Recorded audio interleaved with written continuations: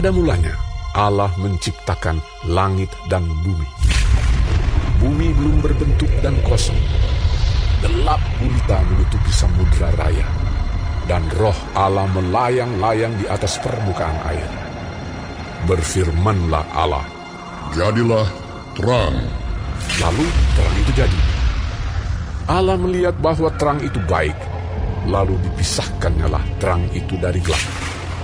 Dan Allah menamai terang itu siang, dan gelap itu malam. Jadilah petang dan jadilah pagi. Itulah hari pertama. Berfirmanlah Allah, "Jadilah cakrawala di tengah segala air untuk memisahkan air dari air." Maka Allah menjadikan cakrawala dan ia memisahkan air yang ada di bawah cakrawala itu dari air yang ada di atasnya. Dan jadilah demikian. Lalu Allah menamai cakrawala itu langit. Jadilah petang dan jadilah pagi. Itulah hari kedua. Berfirmanlah Allah, "Hendaklah segala air yang di bawah langit berkumpul pada satu tempat, sehingga kelihatan yang kering." Dan jadilah demikian. Lalu Allah menamai yang kering itu darat, dan kumpulan air itu dinamainya laut. Allah melihat bahwa semuanya itu baik. Berfirmanlah Allah, "Hendaklah tanah menumbuhkan tunas-tunas muda, tumbuh-tumbuhan yang berbiji, segala jenis pohon buah-buahan yang menghasilkan buah yang berbiji, supaya ada tumbuh-tumbuhan di bumi." Dan jadilah demikian. Tanah itu menumbuhkan tunas-tunas muda, segala jenis tumbuh-tumbuhan yang berbiji, dan segala jenis pohon-pohonan yang menghasilkan buah yang berbiji.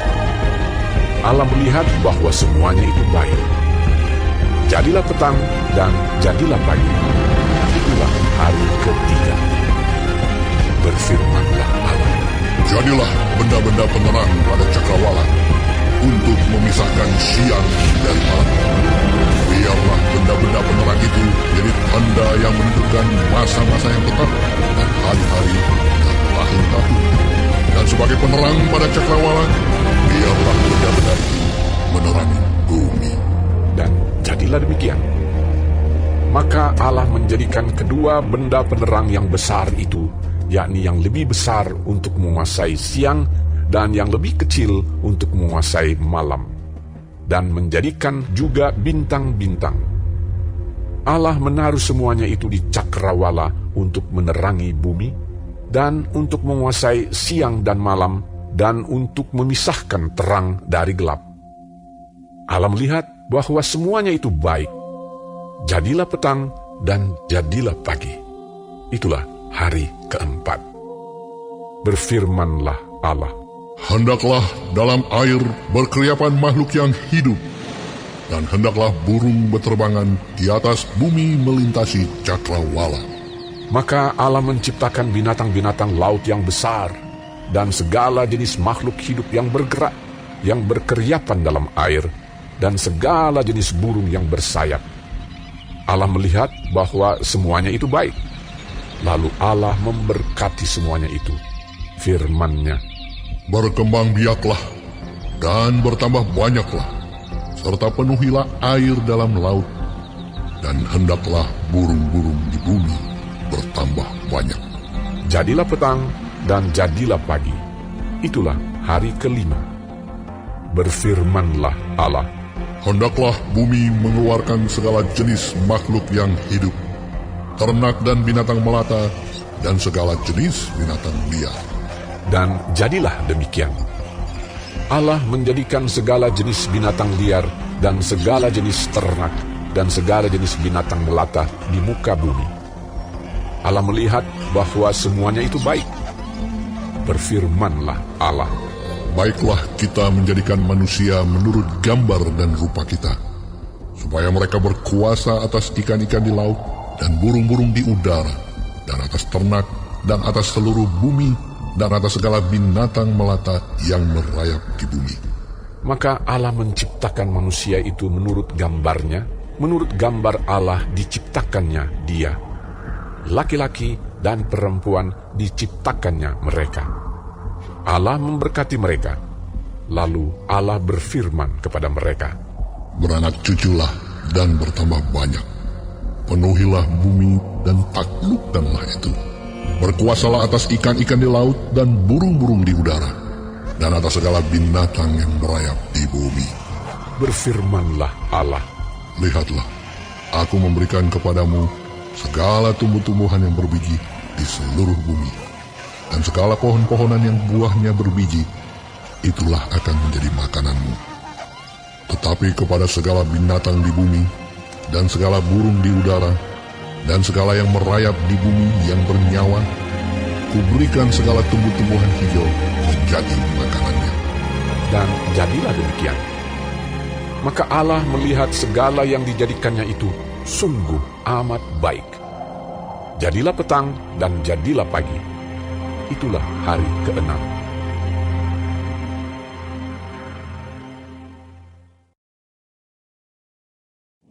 Demikianlah diselesaikan langit dan bumi dan segala isinya. Ketika Allah pada hari ke-7 telah menyelesaikan pekerjaan yang dibuatnya itu, berhentilah ia pada hari ke-7 dari segala pekerjaan yang telah dibuatnya itu. Lalu Allah memberkati hari ke-7 itu dan menguduskannya, karena pada hari itulah ia berhenti dari segala pekerjaan penciptaan yang telah dibuatnya itu. Demikianlah riwayat langit dan bumi pada waktu diciptakan, ketika Tuhan Allah menjadikan bumi dan langit. Belum ada semak apapun di bumi, belum timbul tumbuh-tumbuhan apapun di padang, sebab Tuhan Allah belum menurunkan hujan ke bumi, dan belum ada orang untuk mengusahakan tanah itu. Tetapi ada kabut naik ke atas dari bumi dan membasahi seluruh permukaan bumi itu. Ketika itulah Tuhan Allah membentuk manusia itu dari debu tanah dan menghembuskan nafas hidup ke dalam hidungnya. Demikianlah manusia itu menjadi makhluk yang hidup. Adapun ular ialah yang paling cerdik dari segala binatang di darat yang dijadikan oleh Tuhan Allah. Ular itu berkata kepada perempuan itu, Tentulah Allah berfirman, semua pohon dalam taman ini jangan kamu makan buahnya. lalu sahut perempuan itu kepada ular itu, Buah pohon-pohonan dalam taman ini boleh kami makan. Tetapi tentang buah pohon yang ada di tengah-tengah taman, Allah berfirman, jangan kamu makan ataupun raba buah itu. Nanti kamu mati. Tetapi ular itu berkata kepada perempuan itu, Sekali-kali kamu tidak akan mati. Tetapi Allah mengetahui bahwa pada waktu kamu memakannya, matamu akan terbuka. Dan kamu akan menjadi seperti Allah. Tahu mana yang baik dan yang jahat. perempuan itu melihat bahwa buah pohon itu baik untuk dimakan dan sedap kelihatannya. Lagi pula, pohon itu menarik hati karena memberi pengertian. Lalu ia mengambil dari buahnya dan dimakannya dan diberikannya juga kepada suaminya yang bersama-sama dengan dia. Dan suaminya pun memakannya. Maka terbukalah mata mereka berdua dan mereka tahu bahwa mereka telanjang. Lalu mereka menyemat daun pohon ara dan membuat cawat. Ketika mereka mendengar bunyi langkah Tuhan Allah yang berjalan-jalan dalam taman itu pada waktu hari sejuk, bersembunyilah manusia dan istrinya itu terhadap Tuhan Allah di antara pohon-pohonan dalam taman. Tetapi Tuhan Allah memanggil manusia itu dan berfirman kepadanya, Di manakah engkau?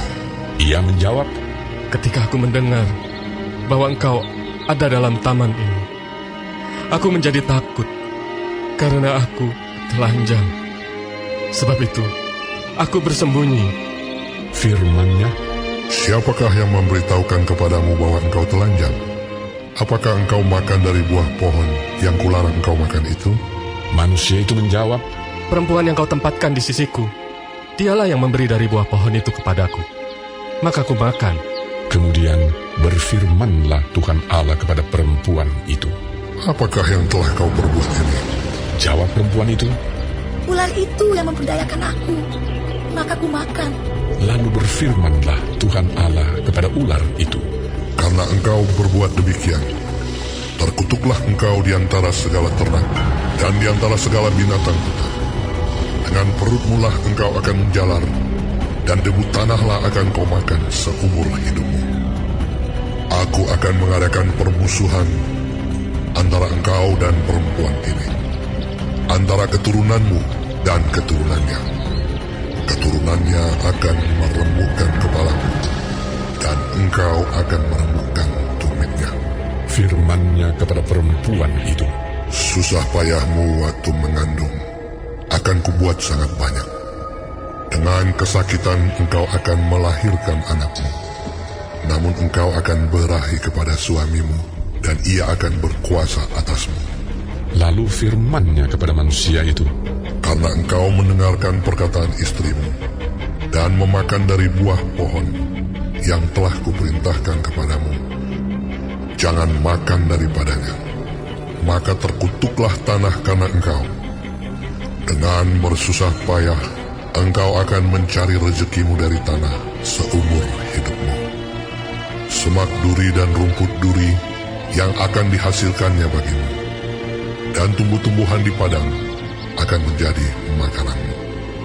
Dengan berpeluh, engkau akan mencari makananmu, sampai engkau kembali lagi menjadi tanah. Karena dari situlah engkau diambil, sebab engkau debu, dan engkau akan kembali menjadi debu. manusia itu memberi nama Hawa kepada istrinya, sebab dialah yang menjadi ibu semua yang hidup. Dan Tuhan Allah membuat pakaian dari kulit binatang untuk manusia dan untuk istrinya itu, lalu mengenakannya kepada mereka. Berfirmanlah Tuhan Allah, Sesungguhnya manusia itu telah menjadi seperti salah satu dari kita, tahu tentang yang baik dan yang jahat. Maka sekarang jangan sampai ia mengulurkan tangannya dan mengambil pula dari buah pohon kehidupan itu dan memakannya, sehingga ia hidup untuk selama-lamanya. Lalu Tuhan Allah mengusir dia dari Taman Eden, supaya ia mengusahakan tanah dari mana ia diambil.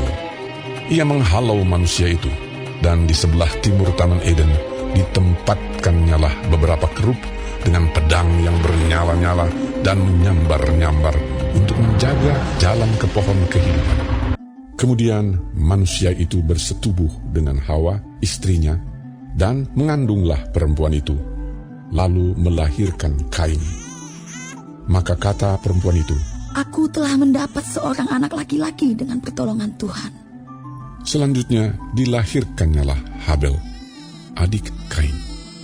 Dan Habel menjadi gembala kambing domba, Kain menjadi petani.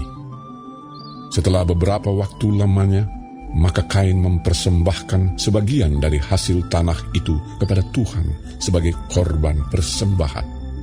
Habel juga mempersembahkan korban persembahan dari anak sulung kambing dombanya, yakni lemak-lemaknya. Maka Tuhan mengindahkan Habel dan korban persembahannya itu. Tetapi Kain dan korban persembahannya tidak diindahkannya. Lalu hati Kain menjadi sangat panas dan mukanya muram. Firman Tuhan kepada Kain, Mengapa hatimu panas dan mukamu muram? Apakah mukamu tidak akan berseri jika engkau berbuat baik? Tetapi jika engkau tidak berbuat baik, dosa sudah mengintip di depan pintu. Ia sangat menggoda engkau, tetapi engkau harus berkuasa atasnya. kata Kain kepada Habel adiknya. Marilah kita pergi ke padang. Ketika mereka ada di padang, tiba-tiba Kain memukul Habel adiknya itu, lalu membunuh dia. Ketika manusia itu mulai bertambah banyak jumlahnya di muka bumi, dan bagi mereka lahir anak-anak perempuan, maka anak-anak Allah melihat bahwa anak-anak perempuan manusia itu cantik-cantik. Lalu mereka mengambil istri dari antara perempuan-perempuan itu, siapa saja yang disukai mereka. Berfirmanlah Tuhan, Rohku tidak akan selama-lamanya tinggal di dalam manusia, karena manusia itu adalah daging. Tetapi umurnya akan 120 tahun saja.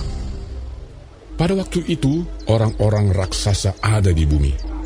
Dan juga pada waktu sesudahnya, ketika anak-anak Allah menghampiri anak-anak perempuan manusia, dan perempuan-perempuan itu melahirkan anak bagi mereka. Inilah orang-orang yang gagah perkasa di zaman purbakala, orang-orang yang kenamaan.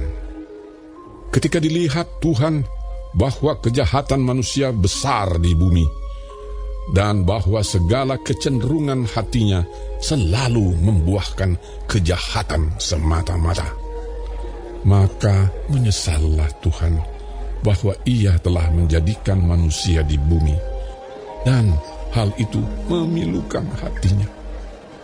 Berfirmanlah Tuhan, Aku akan menghapuskan manusia yang telah kuciptakan itu dari muka bumi, baik manusia maupun hewan, dan binatang-binatang melata, dan burung-burung di udara. Sebab aku menyesal bahwa aku telah menjadikan mereka. tetapi Nuh mendapat kasih karunia di mata Tuhan. Inilah riwayat Nuh. Nuh adalah seorang yang benar dan tidak bercela di antara orang-orang sezamannya. Dan Nuh itu hidup bergaul dengan Allah. Nuh mempernakkan 3 orang laki-laki, Sem, Ham, dan Yafet. Adapun bumi itu telah rusak di hadapan Allah dan penuh dengan kekerasan. Allah menilik bumi itu dan sungguhlah rusak benar. Sebab semua manusia menjalankan hidup yang rusak di bumi. Berfirmanlah Allah kepada Nuh, Aku telah memutuskan untuk mengakhiri hidup segala makhluk, sebab bumi telah penuh dengan kekerasan oleh mereka. Jadi aku akan memusnahkan mereka bersama-sama dengan bumi. Buatlah bagimu sebuah batra dari kayu gofir. Batra itu harus kau buat berpetak-petak, dan harus kau tutup dengan pakal dari luar dan dari dalam. Beginilah engkau harus membuat batra itu. 300 hasta panjangnya, 50 hasta lebarnya, dan 30 hasta tingginya. Buatlah atap pada batra itu, dan selesaikanlah batra itu sampai sehasta dari atas, dan pasanglah pintunya pada lambungnya. Buatlah batra itu bertingkat bawah, tengah, dan atas. Sebab sesungguhnya aku akan mendatangkan air bah meliputi bumi untuk memusnahkan segala yang hidup dan bernyawa di kolong langit. Segala yang ada di bumi akan mati binasa. Tetapi dengan engkau, aku akan mengadakan perjanjianku, dan engkau akan masuk ke dalam bahtera itu. Engkau bersama-sama dengan anak-anakmu dan istrimu, dan istri anak-anakmu. Dan dari segala yang hidup, dari segala makhluk, dari semuanya, haruslah engkau bawa satu pasang ke dalam bahtera itu, supaya terpelihara hidupnya bersama-sama dengan engkau. Jantan dan betina harus kau bawa. Dari segala jenis burung dan dari segala jenis hewan, dari segala jenis binatang melata di muka bumi, dari semuanya itu harus datang satu pasang kepadamu, supaya terpelihara hidupnya. Dan engkau, bawalah bagimu segala apa yang dapat dimakan. Kumpulkanlah itu padamu untuk menjadi makanan bagimu dan bagi mereka. lalu Nuh melakukan semuanya itu, tepat seperti yang diperintahkan Allah kepadanya. Demikianlah dilakukannya.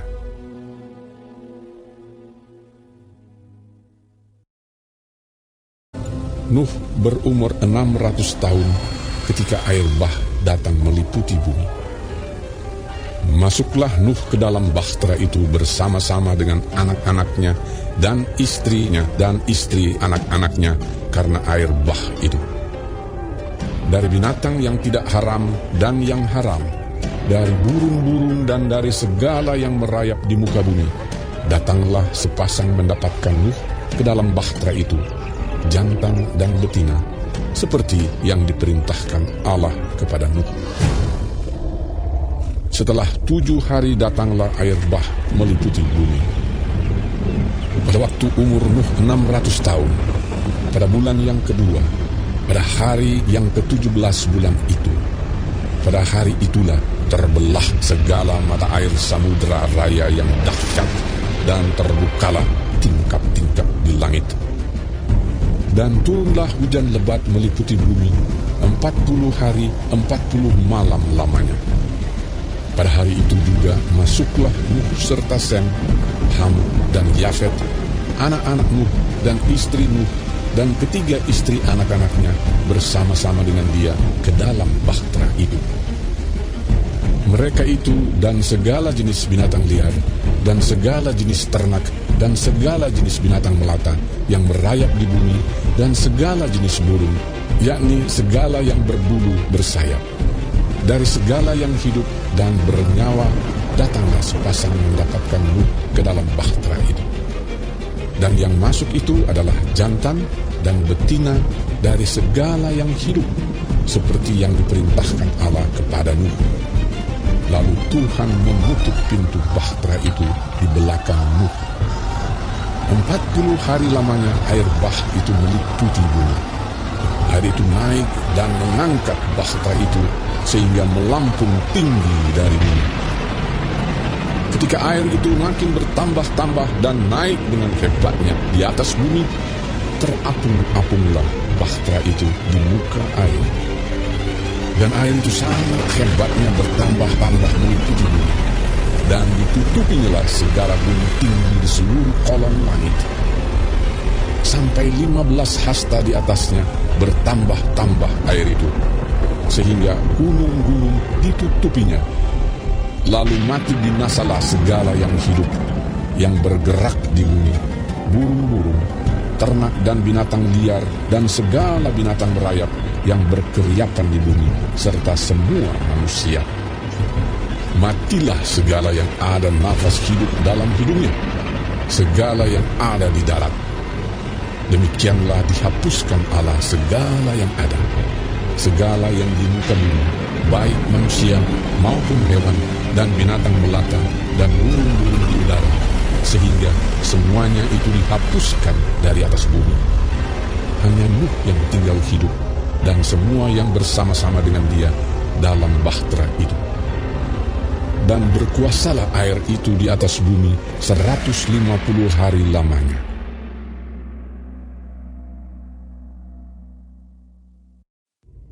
Maka Allah mengingat Nuh dan segala binatang liar dan segala ternak yang bersama-sama dengan dia dalam bahtera itu. Dan Allah membuat angin menghembus melalui bumi, sehingga air itu turun. Ditutuplah mata-mata air samudera raya serta tingkap-tingkap di langit, dan berhentilah hujan lebat dari langit. Dan makin surutlah air itu dari muka bumi. Demikianlah berkurang air itu sesudah 150 hari. Dalam bulan yang ke-7, pada hari yang ke-17 bulan itu, terkandaslah bahtera itu pada pegunungan Ararat. Sampai bulan yang ke-10, makin berkuranglah air itu. Dalam bulan yang ke-10, pada tanggal 1 bulan itu, tampaklah puncak-puncak gunung. Sesudah lewat 40 hari, maka Nuh membuka tingkap yang dibuatnya pada bahtera itu. Lalu ia melepaskan seekor burung gagak, dan burung itu terbang pulang pergi sampai air itu menjadi kering dari atas bumi. Kemudian dilepaskannyalah seekor burung merpati untuk melihat apakah air itu telah berkurang dari muka bumi. Tetapi burung merpati itu tidak mendapat tempat tumpuan kakinya, dan pulanglah ia kembali mendapatkan Nuh ke dalam bahtera itu, karena di seluruh bumi masih ada air. Lalu Nuh mengulurkan tangannya, ditangkapnya burung itu dan dibawanya masuk ke dalam bahtera. Ia menunggu 7 hari lagi, kemudian dilepaskannya pula burung merpati itu dari bahtera. Menjelang waktu senja, pulanglah burung merpati itu mendapatkan Nuh, dan pada paruhnya dibawanya sehelai daun zaitun yang segar. Dari situlah diketahui Nuh bahwa air itu telah berkurang dari atas bumi. Selanjutnya ditunggunya pula 7 hari lagi. Kemudian dilepaskannya burung merpati itu, tetapi burung itu tidak kembali lagi kepadanya. Dalam tahun ke-601, dalam bulan pertama, pada tanggal 1 bulan itu, sudahlah kering air itu dari atas bumi. Kemudian Nuh membuka tutup bahtera itu dan melihat-lihat. Ternyatalah muka bumi sudah mulai kering. Dalam bulan kedua, pada hari yang ke-27 bulan itu, bumi telah kering.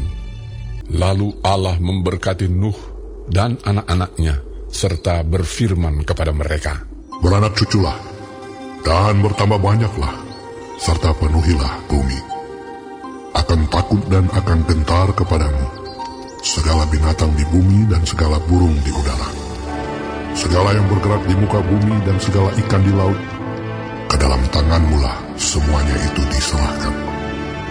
Segala yang bergerak, yang hidup, akan menjadi makananmu. Aku telah memberikan semuanya itu kepadamu, seperti juga tumbuh-tumbuhan hijau. Hanya daging yang masih ada nyawanya, yakni darahnya, janganlah kamu makan. Tetapi mengenai darah kamu, yakni nyawa kamu, aku akan menuntut balasnya. Dari segala binatang aku akan menuntutnya, dan dari setiap manusia aku akan menuntut nyawa sesama manusia. Siapa yang menumpahkan darah manusia, darahnya akan tertumpah oleh manusia. Sebab Allah membuat manusia itu menurut gambarnya sendiri. Dan kamu, beranak cuculah dan bertambah banyak, sehingga tak terbilang jumlahmu di atas bumi. Ya, bertambah banyaklah di atasnya. Berfirmanlah Allah kepada Nuh dan kepada anak-anaknya yang bersama-sama dengan dia. Sesungguhnya aku mengadakan perjanjianku dengan kamu dan dengan keturunanmu, dan dengan segala makhluk hidup yang bersama-sama dengan kamu, burung-burung, ternak dan binatang-binatang liar di bumi yang bersama-sama dengan kamu, segala yang keluar dari bahtera itu, segala binatang di bumi.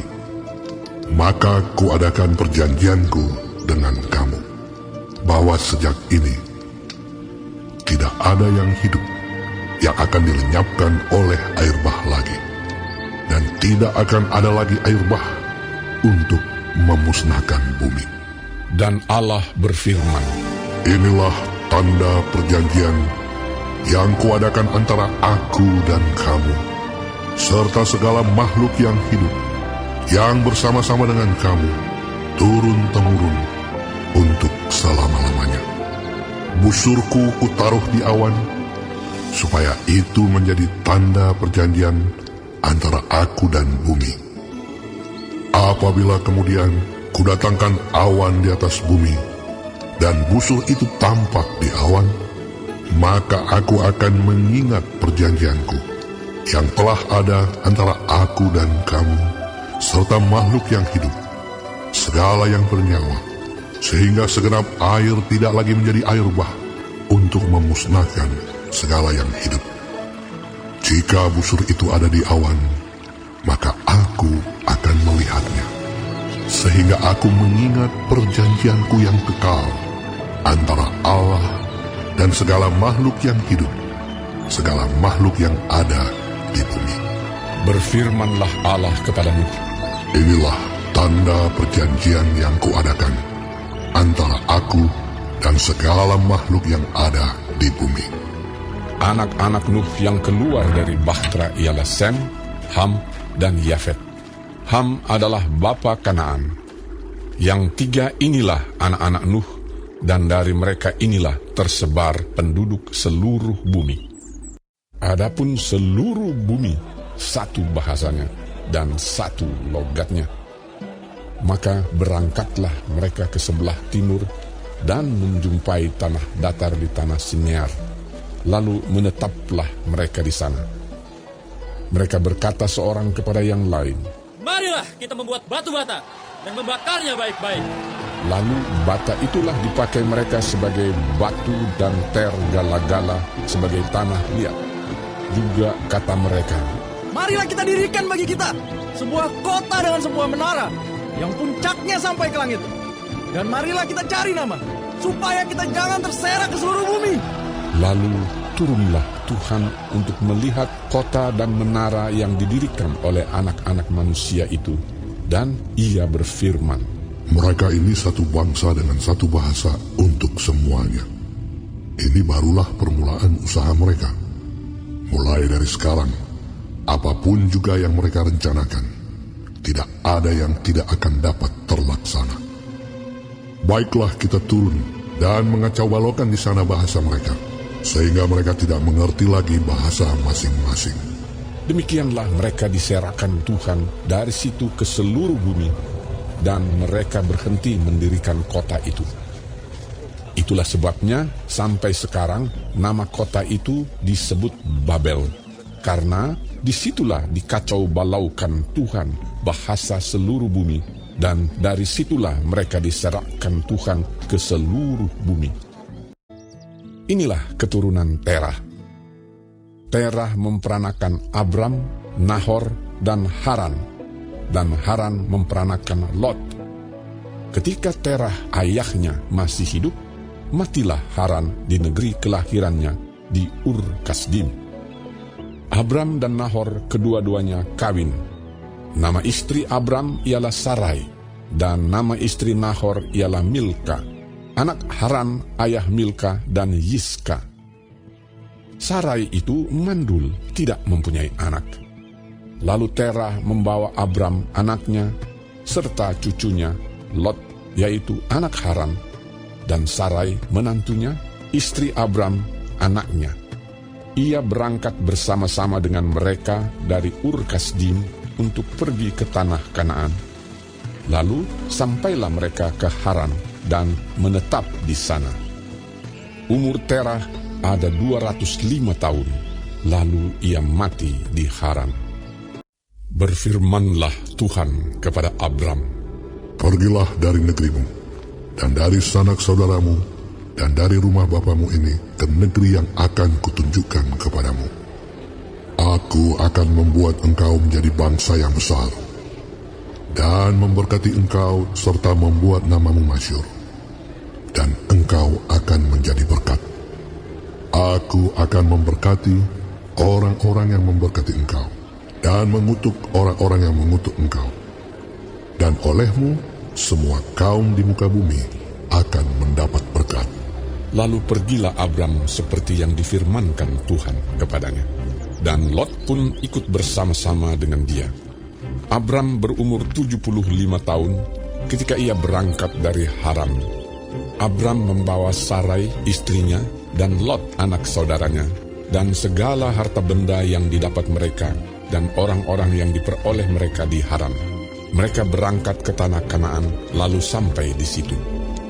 Abram berjalan melalui negeri itu, sampai ke suatu tempat dekat Sikem, yakni pohon tarbantin di More. Waktu itu orang Kanaan diam di negeri itu. Ketika itu Tuhan menampakkan diri kepada Abram dan berfirman, Aku akan memberikan negeri ini kepada keturunanmu. Maka didirikannya di situ mezbah bagi Tuhan yang telah menampakkan diri kepadanya. Kemudian ia pindah dari situ ke pegunungan di sebelah timur Betel. Ia memasang kemahnya dengan Betel di sebelah barat dan Ai di sebelah timur. Lalu ia mendirikan di situ mezbah bagi Tuhan dan memanggil nama Tuhan. Sesudah itu Abram berangkat dan makin jauh ia berjalan ke tanah Negeb. Ketika kelaparan timbul di negeri itu, pergilah Abram ke Mesir untuk tinggal di situ sebagai orang asing, sebab hebat kelaparan di negeri itu. Pada waktu ia akan masuk ke Mesir, berkatalah ia kepada Sarai istrinya, "Memang aku tahu bahwa engkau adalah seorang perempuan yang cantik parasnya. Apabila orang Mesir melihat engkau, mereka akan berkata, itu istrinya. Jadi mereka akan membunuh aku dan membiarkan engkau hidup. Katakanlah bahwa engkau adikku, supaya aku diperlakukan mereka dengan baik karena engkau, dan aku dibiarkan hidup oleh sebab engkau." Sesudah Abram masuk ke Mesir, orang Mesir itu melihat bahwa perempuan itu sangat cantik. Dan ketika punggawa-punggawa Firaun melihat Sarai, mereka memuji-mujinya di hadapan Firaun, sehingga perempuan itu dibawa ke istananya. Firaun menyambut Abram dengan baik-baik karena ia mengingini perempuan itu. Dan Abram mendapat kambing, domba, lembu, sapi, keledai jantan, budak laki-laki dan perempuan, keledai betina dan unta. Tetapi Tuhan menimpakan tulah yang hebat kepada Firaun. Demikian juga kepada seisi istananya karena Sarai, istri Abram itu. Lalu Firaun memanggil Abram serta berkata, Apakah yang kau perbuat ini terhadap aku? Mengapa tidak kau beritahukan bahwa ia istrimu? Mengapa engkau katakan dia adikku, sehingga aku mengambilnya menjadi istriku? Sekarang, inilah istrimu. Ambillah dan pergilah. Lalu Firaun memerintahkan beberapa orang untuk mengantarkan Abram pergi bersama-sama dengan istrinya dan segala kepunyaannya. Maka pergilah Abram dari Mesir ke tanah Negeb dengan istrinya dan segala kepunyaannya, dan Lot pun bersama-sama dengan dia. Adapun Abram sangat kaya, banyak ternak, perak, dan emasnya. Ia berjalan dari tempat persinggahan ke tempat persinggahan, dari tanah Negeb sampai dekat Betel, di mana kemahnya mula-mula berdiri antara Betel dan Ai, ke tempat mezbah yang dibuatnya dahulu di sana. Disitulah Abram memanggil nama Tuhan. Juga Lot yang ikut bersama-sama dengan Abram mempunyai domba dan lembu dan kemah. Tetapi negeri itu tidak cukup luas bagi mereka untuk diam bersama-sama, sebab harta milik mereka amat banyak, sehingga mereka tidak dapat diam bersama-sama. Karena itu terjadilah perkelahian antara para gembala Abram dan para gembala Lot. Waktu itu orang Kanaan dan orang Feris diam di negeri itu. Maka berkatalah Abram kepada Lot, "Janganlah kiranya ada perkelahian antara aku dan engkau, dan antara para gembalaku dan para gembalamu, sebab kita ini kerabat. Bukankah seluruh negeri ini terbuka untuk engkau? Baiklah, pisahkan dirimu daripadaku. Jika engkau ke kiri, maka aku ke kanan. Jika engkau ke kanan, maka aku ke kiri." Lalu Lot melayangkan pandangnya, dan dilihatnyalah bahwa seluruh lembah Yordan banyak airnya, seperti taman Tuhan, seperti tanah Mesir, sampai ke Zoar. Hal itu terjadi sebelum Tuhan memusnahkan Sodom dan Gomora.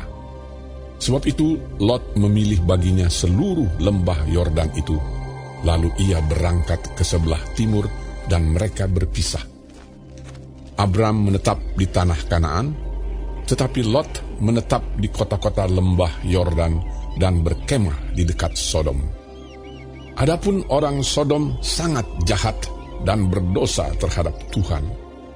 Setelah Lot berpisah daripada Abram, berfirmanlah Tuhan kepada Abram, "Pandanglah sekelilingmu, dan lihatlah dari tempat engkau berdiri itu, ke timur dan barat, utara dan selatan. Sebab seluruh negeri yang kau lihat itu akan kuberikan kepadamu dan kepada keturunanmu untuk selama-lamanya. Dan aku akan menjadikan keturunanmu seperti debu tanah banyaknya, sehingga jika seandainya ada yang dapat menghitung debu tanah, keturunanmu pun akan dapat dihitung juga. Bersiaplah, jalanilah negeri itu menurut panjang dan lebarnya, sebab kepadamulah akan kuberikan negeri itu. Sesudah itu, Abram memindahkan kemahnya dan menetap di dekat pohon-pohon tarbantin di Mamre, dekat Hebron. Lalu didirikannya mesbah di situ bagi Tuhan. Pada zaman Amrafel, Raja Sinear, Ariok, Raja Elasar, Kedorlaomer, Raja Elam, dan Tideal, Raja Goyim, terjadilah bahwa raja-raja ini berperang melawan Bera, Raja Sodom, Birsha, Raja Gomora, Sinab, Raja Adma, Shemeber, Raja Zeboim, dan Raja negeri Bela, yakni negeri Zoar. Raja-raja yang disebut terakhir ini semuanya bersekutu dan datang ke lembah Sidim, yakni Laut Asin.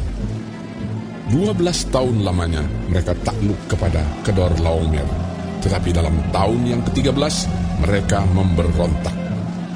Dalam tahun yang ke-14 datanglah Kedorlaomer serta raja-raja yang bersama-sama dengan dia. Lalu mereka mengalahkan orang Refaim di Ashiterot Karnaim, orang Zuzim di Ham, orang Emim di Syawe Kiryataim, dan orang Hori di pegunungan mereka yang bernama Seir, sampai ke El Paran di tepi padang gurun. Sesudah itu baliklah mereka dan sampai ke En Mispat, yakni Kades, dan mengalahkan seluruh daerah orang Amalek dan juga orang Amori yang diam di Hazezon Tamar.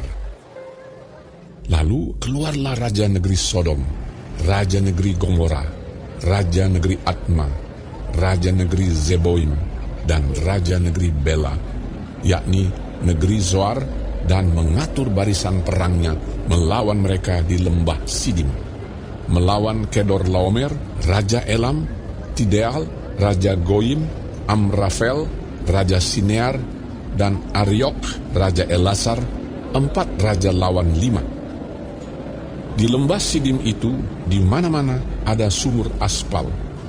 Ketika Raja Sodom dan Raja Gomora melarikan diri, jatuhlah mereka ke dalamnya, dan orang-orang yang masih tinggal hidup melarikan diri ke pegunungan. Segala harta benda Sodom dan Gomora beserta segala bahan makanan dirampas musuh, lalu mereka pergi. Juga Lot, anak saudara Abram, beserta harta bendanya dibawa musuh, lalu mereka pergi, sebab Lot itu diam di Sodom. Kemudian datanglah seorang pelarian dan menceritakan hal ini kepada Abram, orang Ibrani itu, yang tinggal dekat pohon-pohon tarbantin kepunyaan Mamre, orang Amori itu, saudara Eskol dan Aner, yakni teman-teman sekutu Abram. Ketika Abram mendengar bahwa anak saudaranya tertawan, maka dikerahkannya lah orang-orangnya yang terlatih, yakni mereka yang lahir di rumahnya, 318 orang banyaknya, lalu mengejar musuh sampai ke Dan.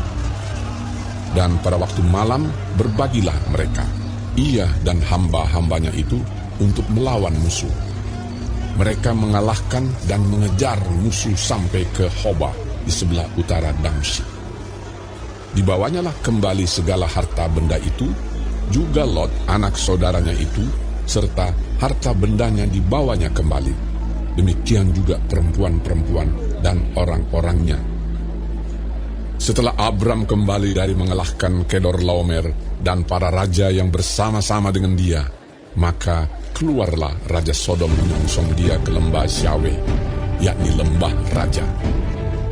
Melkisedek, Raja Salem, membawa roti dan anggur. Ia seorang imam Allah yang maha tinggi. Lalu ia memberkati Abram, katanya, "Diberkatilah kiranya Abram oleh Allah yang maha tinggi, pencipta langit dan bumi, dan terpujilah Allah yang maha tinggi, yang telah menyerahkan musuhmu ke tanganmu." Lalu Abram memberikan kepadanya 1/10 dari semuanya. Berkatalah Raja Sodom itu kepada Abram, "Berikanlah kepadaku orang-orang itu, dan ambillah untukmu harta benda itu." Tetapi kata Abram kepada Raja negeri Sodom itu, "Aku bersumpah demi Tuhan Allah yang maha tinggi, pencipta langit dan bumi, aku tidak akan mengambil apa-apa dari kepunyaanmu itu, sepotong benang atau tali kasut pun tidak, supaya engkau jangan dapat berkata, aku telah membuat Abram menjadi kaya.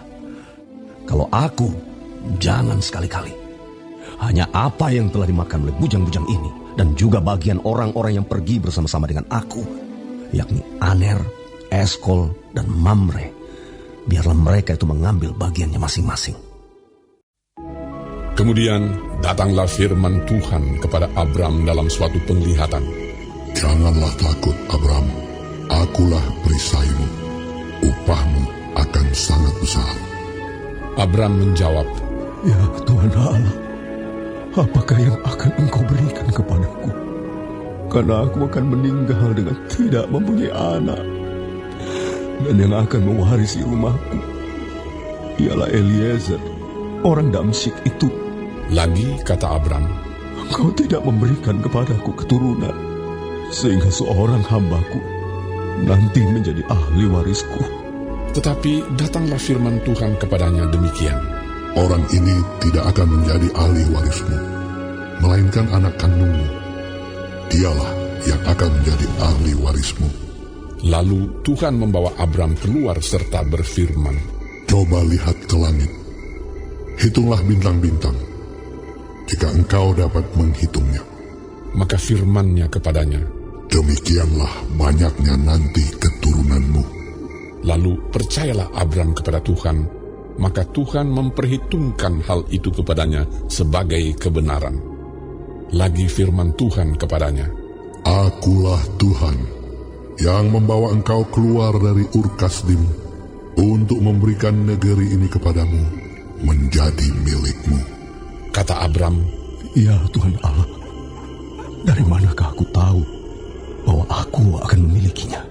firman Tuhan kepadanya, Ambillah bagiku seekor lembu betina berumur 3 tahun, seekor kambing betina berumur 3 tahun, seekor domba jantan berumur 3 tahun, seekor burung tekukur, dan seekor anak burung merpati. Diambilnyalah semuanya itu bagi Tuhan, dipotong 2, lalu diletakkannya bagian-bagian itu yang satu di samping yang lain. Tetapi burung-burung itu tidak dipotong 2. Ketika burung-burung buas hinggap pada daging binatang-binatang itu, maka Abram mengusirnya. Menjelang matahari terbenam, tertidurlah Abram dengan nyenyak. Lalu turunlah meliputinya gelap gulita yang mengerikan.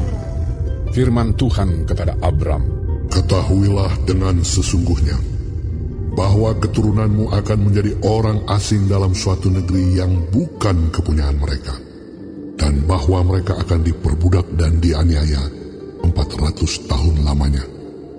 Tetapi bangsa yang akan memperbudak mereka akan kuhukum, dan sesudah itu mereka akan keluar dengan membawa harta benda yang banyak. Tetapi engkau akan pergi kepada nenek moyangmu dengan sejahtera. Engkau akan dikuburkan pada waktu telah putih rambutmu. Tetapi keturunan yang keempat akan kembali ke sini. Sebab sebelum itu, kedurjanaan orang Amori itu belum genap. ketika matahari telah terbenam dan hari menjadi gelap, maka kelihatanlah perapian yang berasap beserta suluh yang berapi lewat di antara potongan-potongan daging itu. Pada hari itulah Tuhan mengadakan perjanjian dengan Abram serta berfirman, Kepada keturunanmu lah kuberikan negeri ini, mulai dari sungai Mesir sampai ke sungai yang besar itu, sungai Efrat, yakni tanah orang Keni, orang Kenas, orang Kadmon, orang Het, orang Feris, orang Refaim, orang Amori, orang Kanaan, orang Girgasi, dan orang Yebus itu.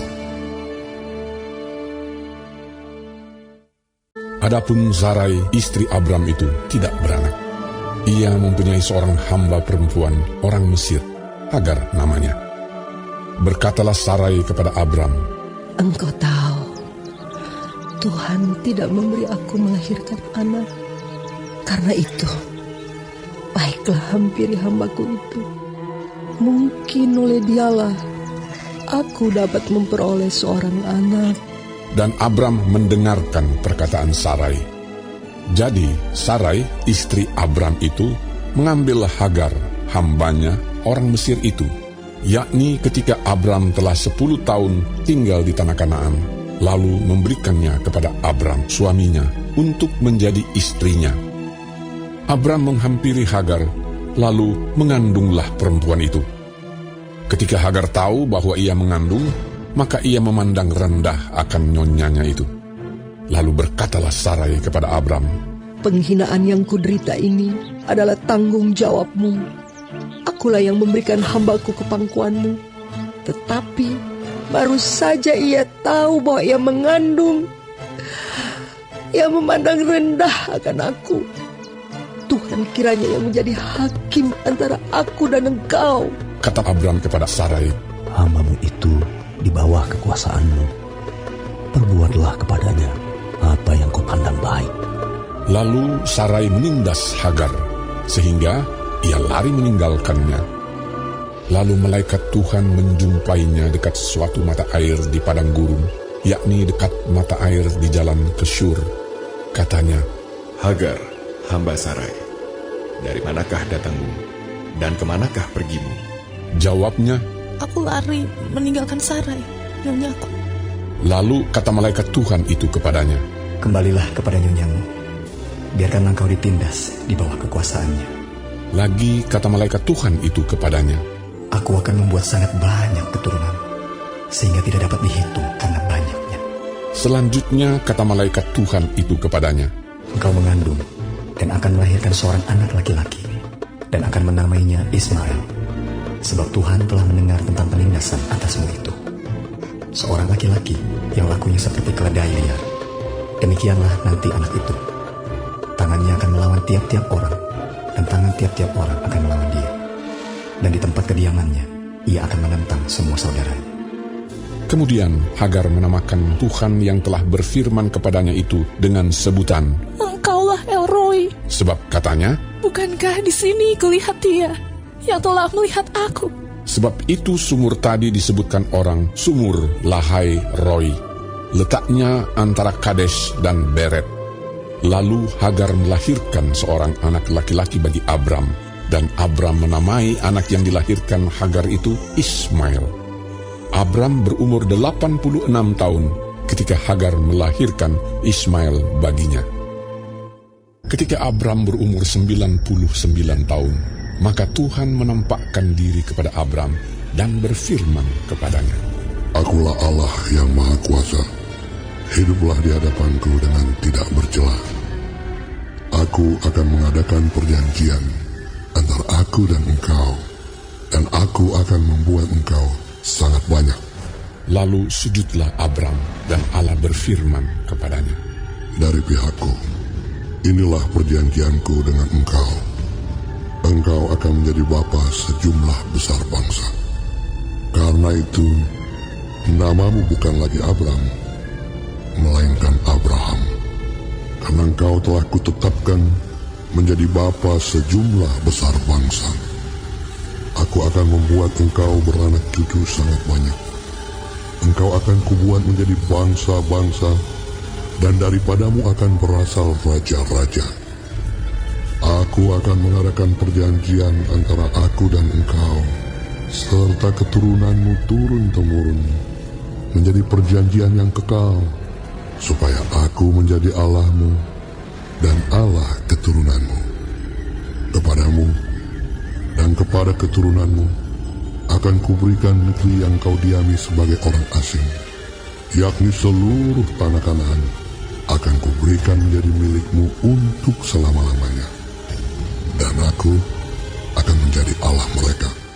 Lagi firman Allah kepada Abraham, "Dari pihakmu, engkau harus memegang perjanjianku, engkau dan keturunanmu turun-temurun. Inilah perjanjianku yang harus kamu pegang, perjanjian antara aku dan kamu serta keturunanmu, yaitu setiap laki-laki di antara kamu harus disunat, haruslah dikerat kulit katanmu, dan itulah akan menjadi tanda perjanjian antara aku aku dan kamu. Anak yang berumur 8 hari haruslah disunat, yakni setiap laki-laki di antara kamu, turun-temurun, baik yang lahir di rumahmu, maupun yang dibeli dengan uang dari salah seorang asing, tetapi tidak termasuk keturunanmu. Orang yang lahir di rumahmu dan orang yang engkau beli dengan uang harus disunat. Maka dalam dagingmu lah perjanjianku itu menjadi perjanjian yang kekal. Dan orang yang tidak disunat, yakni laki-laki yang tidak dikerat kulit katannya, maka orang itu harus dilenyapkan dari antara orang-orang sebangsanya. Dia telah mengingkari perjanjianku.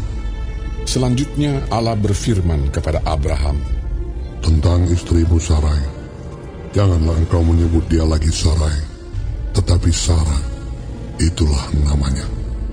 Aku akan memberkatinya, dan daripadanya juga aku akan memberikan kepadamu seorang anak laki-laki. Bahkan aku akan memberkatinya, sehingga ia menjadi ibu bangsa-bangsa. Raja-raja bangsa-bangsa akan lahir daripadanya. Lalu tertunduklah Abraham dan tertawa serta berkata dalam hatinya, mungkinkah bagi seorang yang berumur 100 tahun dilahirkan seorang anak? Dan mungkinkah Sarah yang telah berumur 90 tahun itu melahirkan seorang anak? Dan Abraham berkata kepada Allah, sekiranya Ismail diperkenankan hidup di hadapan-Mu. Tetapi Allah berfirman, tidak, melainkan istrimu Sarah lah yang akan melahirkan anak laki-laki bagimu, dan engkau akan menamai dia Ishak. Dan aku akan mengadakan perjanjianku dengan dia, menjadi perjanjian yang kekal untuk keturunannya. Tentang Ismail, aku telah mendengarkan permintaanmu. Ia akan kuberkati, kubuat beranak cucu dan sangat banyak. Ia akan memperanakkan 12 raja, dan aku akan membuatnya menjadi bangsa yang besar. Tetapi perjanjianku akan kuadakan dengan Ishak, yang akan dilahirkan Sarah bagimu tahun yang akan datang pada waktu seperti ini juga. Setelah selesai berfirman kepada Abraham, naiklah Allah meninggalkan Abraham. Setelah itu Abraham memanggil Ismail, anaknya, dan semua orang yang lahir di rumahnya, juga semua orang yang dibelinya dengan uang, yakni setiap laki-laki dari isi rumahnya. Lalu ia mengerat kulit katan mereka pada hari itu juga, seperti yang telah difirmankan Allah kepadanya. Abraham berumur 99 tahun ketika dikerat kulit katannya. Dan Ismail, anaknya, berumur 13 tahun ketika dikerat kulit katannya. Pada hari itu juga Abraham dan Ismail, anaknya, disunat. Dan semua orang dari isi rumah Abraham, baik yang lahir di rumahnya maupun yang dibeli dengan uang dari orang asing, disunat bersama-sama dengan dia. Sesudah itu berfirmanlah Tuhan, sesungguhnya banyak keluh kesah orang tentang Sodom dan Gomora, dan sesungguhnya sangat berat dosanya. Baiklah, aku turun untuk melihat apakah benar-benar mereka telah berkelakuan seperti keluh kesah orang yang telah sampai kepadaku atau tidak. Aku hendak mengetahuinya. Lalu berpalinglah orang-orang itu dari situ dan berjalan ke Sodom. Tetapi Abraham masih tetap berdiri di hadapan Tuhan. Abraham datang mendekat dan berkata, apakah engkau akan melenyapkan orang benar bersama-sama dengan orang fasik? Bagaimana sekiranya ada 50 orang benar dalam kota itu? Apakah engkau akan melenyapkan tempat itu? Dan tidakkah engkau mengampuninya karena ke-50 orang benar yang ada di dalamnya itu?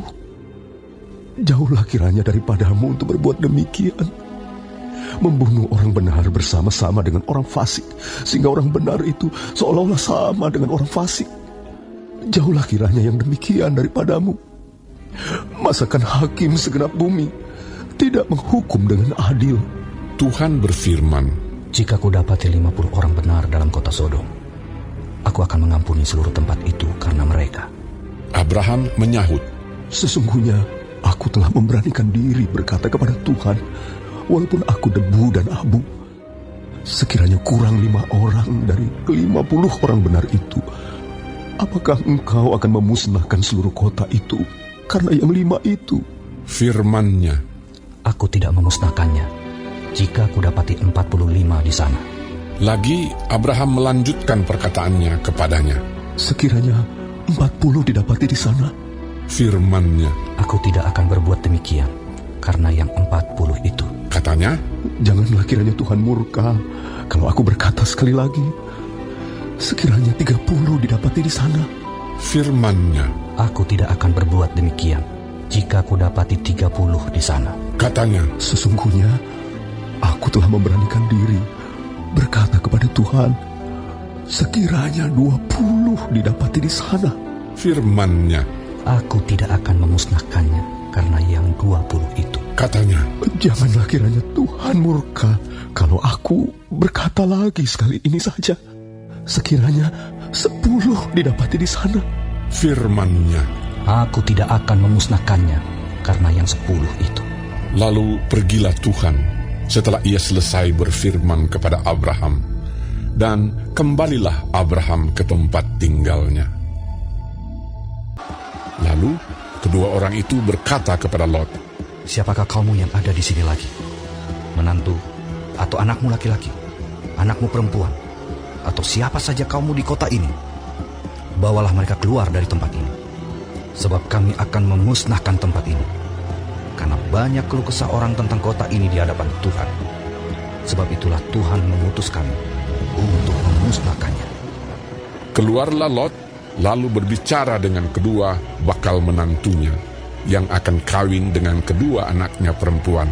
Katanya, Bangunlah, keluarlah dari tempat ini, sebab Tuhan akan memusnahkan kota ini. Tetapi ia dipandang oleh kedua bakal menantunya itu sebagai orang yang berolok-olok saja. Ketika fajar telah menyingsing, kedua malaikat itu mendesak Lot supaya bersegera. Katanya, Bangunlah, bawalah istrimu dan kedua anakmu yang ada di sini, supaya engkau jangan mati lenyap karena kedurjanaan kota ini. Ketika ia berlambat-lambat, maka tangannya, tangan istri dan tangan kedua anaknya dipegang oleh kedua orang itu, sebab Tuhan hendak mengasihani dia. Lalu kedua orang itu menuntunnya keluar kota dan melepaskannya di sana. Matahari telah terbit menyinari bumi ketika Lot tiba di Zoar. Kemudian Tuhan menurunkan hujan belerang dan api atas Sodom dan Gomora, berasal dari Tuhan dari langit. Dan ditunggangbalikannya lah kota-kota itu dan lembah Yordan dan semua penduduk kota-kota serta tumbuh-tumbuhan di tanah. Tetapi istri Lot yang berjalan mengikutnya menoleh ke belakang lalu menjadi tiang garam. Ketika Abraham pagi-pagi pergi ke tempat ia berdiri di hadapan Tuhan itu dan memandang ke arah Sodom dan Gomora serta ke seluruh tanah lembah Yordan, maka dilihatnyalah asap dari bumi membubung ke atas sebagai asap dari dapur peleburan.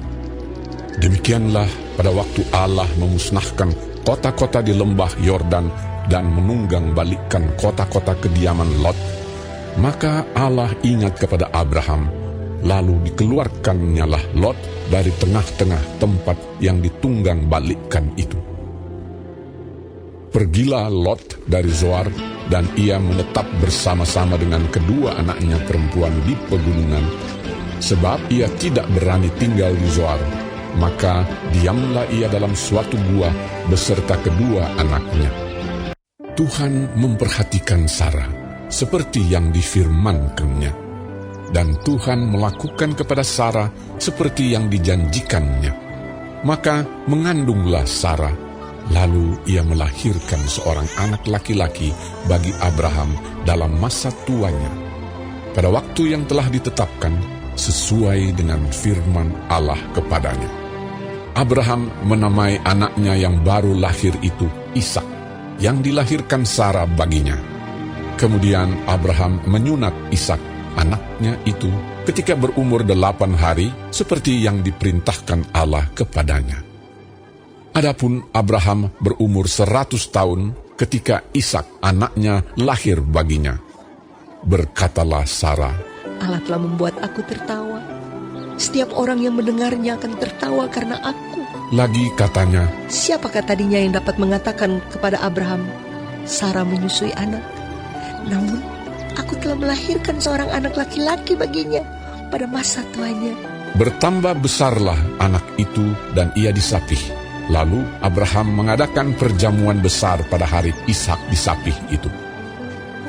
Pada waktu itu Sarah melihat bahwa anak yang dilahirkan Hagar, perempuan Mesir itu bagi Abraham, sedang main dengan Ishak anaknya sendiri. Berkatalah Sarah kepada Abraham, Usirlah hamba perempuan itu beserta anaknya, sebab anak hamba ini tidak akan menjadi ahli waris bersama-sama dengan anakku, Ishak. Hal ini sangat menyebalkan Abraham oleh karena anaknya itu. Tetapi Allah berfirman kepada Abraham, Janganlah sebal hatimu, karena hal anak dan budakmu itu. Dalam segala yang dikatakan Sarah kepadamu, haruslah engkau mendengarkannya.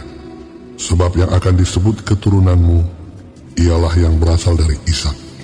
Tetapi keturunan dari hambamu itu, juga akan kubuat menjadi suatu bangsa, karena ia pun anakmu. Keesokan harinya, pagi-pagi Abraham mengambil roti serta sekirbat air dan memberikannya kepada Hagar. Ia meletakkan itu beserta anaknya di atas bahu Hagar.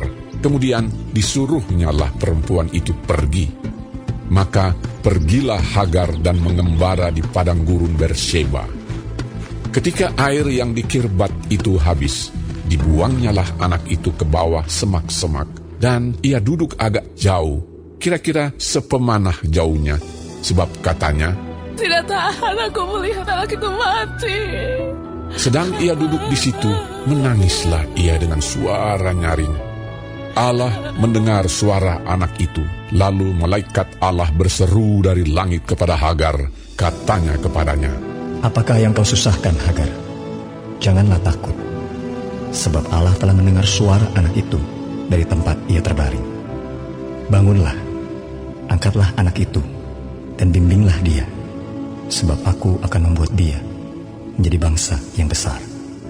Lalu Allah membuka mata Hagar, sehingga ia melihat sebuah sumur. Ia pergi mengisi kirbatnya dengan air, kemudian diberinya anak itu minum.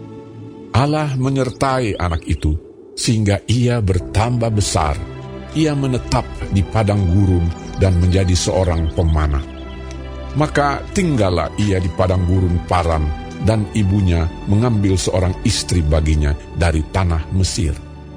Pada waktu itu Abimelek beserta Pikol, panglima tentaranya, berkata kepada Abraham, Allah menyertai engkau dalam segala sesuatu yang engkau lakukan. Oleh sebab itu, bersumpahlah kepadaku di sini demi Allah, bahwa engkau tidak akan berlaku curang kepadaku, atau kepada anak-anakku, atau kepada cucu cicitku, sesuai dengan persahabatan yang kulakukan kepadamu. Demikianlah harus engkau berlaku kepadaku dan kepada negeri yang kau tinggali sebagai orang asing. Lalu kata Abraham, Aku bersumpah. Tetapi Abraham menyesali Abimelek tentang sebuah sumur yang telah dirampas oleh hamba-hamba Abimelek. Jawab Abimelek, Aku tidak tahu siapa yang melakukan hal itu. Lagi tidak kau beritahukan kepadaku, dan sampai hari ini belum pula ku dengar. Lalu Abraham mengambil domba dan lembu dan memberikan semuanya itu kepada Abimelek. Kemudian kedua orang itu mengadakan perjanjian. Tetapi Abraham memisahkan 7 anak domba betina dari domba-domba itu. Lalu kata Abimelek kepada Abraham, Untuk apakah ke-7 anak domba yang kau pisahkan ini? Jawabnya, Ke-7 anak domba ini harus kau terima dari tanganku untuk menjadi tanda bukti bagiku, bahwa akulah yang menggali sumur ini. Sebab itu orang menyebutkan tempat itu Beersheba, karena kedua orang itu telah bersumpah di sana. Setelah mereka mengadakan perjanjian di Beersheba, pulanglah Abimelek beserta Pikol, panglima tentaranya, ke negeri orang Filistin. Lalu Abraham menanam sebatang pohon tamariska di Beersheba dan memanggil di sana nama Tuhan Allah yang kekal. Dan masih lama Abraham tinggal sebagai orang asing di negeri orang Filistin. Setelah semuanya itu, Allah mencoba Abraham. Ia berfirman kepadanya, Abraham. Lalu sahutnya, Ya Tuhan. Firman-Nya, Ambillah anakmu yang tunggal itu, yang engkau kasihi, yakni Ishak. Pergilah ke tanah Moria, dan persembahkanlah dia di sana, sebagai korban bakaran pada salah satu gunung yang akan kukatakan kepadamu. Keesokan harinya, pagi-pagi, bangunlah Abraham.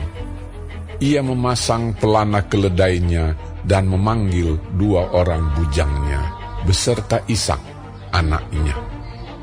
Ia membelah juga kayu untuk korban bakaran itu. Lalu berangkatlah ia dan pergi ke tempat yang dikatakan Allah kepadanya. Ketika pada hari ketiga Abraham melayangkan pandangnya, kelihatanlah kepadanya tempat itu dari jauh. Kata Abraham kepada kedua bujangnya itu, Tinggallah kamu di sini dengan keledai ini. Aku beserta anak ini akan pergi ke sana. Kami akan sembahyang. Sesudah itu kami kembali kepadamu. Lalu Abraham mengambil kayu untuk korban bakaran itu dan memikulkannya ke atas bahu Ishak, anaknya, sedang di tangannya dibawanya api dan pisau. Demikianlah keduanya berjalan bersama-sama. Lalu berkatalah Ishak kepada Abraham ayahnya, Bapak, sahut Abraham, Ya anakku. Bertanyalah ia, di sini sudah ada api dan kayu. Tetapi, di manakah anak domba untuk korban bakaran itu? Sahut Abraham, Allah yang akan menyediakan anak domba untuk korban bakaran baginya, anakku. Demikianlah keduanya berjalan bersama-sama. Sampailah mereka ke tempat yang dikatakan Allah kepadanya. Lalu Abraham mendirikan mezbah di situ. Disusunnyalah kayu, diikatnya Ishak anaknya itu, dan diletakkannya di mezbah itu di atas kayu api. Sesudah itu Abraham mengulurkan tangannya, lalu mengambil pisau untuk menyembelih anaknya. Tetapi berserulah malaikat Tuhan dari langit kepadanya, Abraham, Abraham. Sahutnya, Ya Tuhan. Lalu ia berfirman, Jangan bunuh anak itu, dan jangan kau apa-apakan dia, sebab telah kuketahui sekarang bahwa engkau takut akan Allah, dan engkau tidak segan-segan untuk menyerahkan anakmu yang tunggal kepadaku. Lalu Abraham menoleh dan melihat seekor domba jantan di belakangnya, yang tanduknya tersangkut dalam belukar. Abraham mengambil domba itu, lalu mengorbankannya sebagai korban bakaran pengganti anaknya. Dan Abraham menamai tempat itu Tuhan menyediakan. Sebab itu sampai sekarang dikatakan orang, di atas gunung Tuhan akan disediakan. Untuk kedua kalinya berserulah malaikat Tuhan dari langit kepada Abraham. Katanya, Aku bersumpah demi diriku sendiri, demikianlah firman Tuhan. Karena engkau telah berbuat demikian, dan engkau tidak segan-segan untuk menyerahkan anakmu yang tunggal kepadaku, maka aku akan memberkati engkau berlimpah-limpah, dan membuat keturunanmu sangat banyak, seperti bintang di langit, dan seperti pasir di tepi laut, dan keturunanmu itu akan menduduki kota-kota musuhnya. Oleh keturunanmu lah semua bangsa di bumi akan mendapat berkat, karena engkau mendengarkan firman-Ku. Kemudian kembalilah Abraham kepada kedua bujangnya, dan mereka bersama-sama berangkat ke Beersheba, dan Abraham tinggal di Beersheba. Sesudah itu Abraham mendapat kabar, Juga Milka telah melahirkan anak-anak lelaki bagi Nahor, saudaramu, Us anak sulung, dan Bus adiknya, dan Kemuel ayah Aram, juga Keset, Hazo, Pildas, Yitlaf, dan Bituel. Dan Betuel memperanakan Ribka.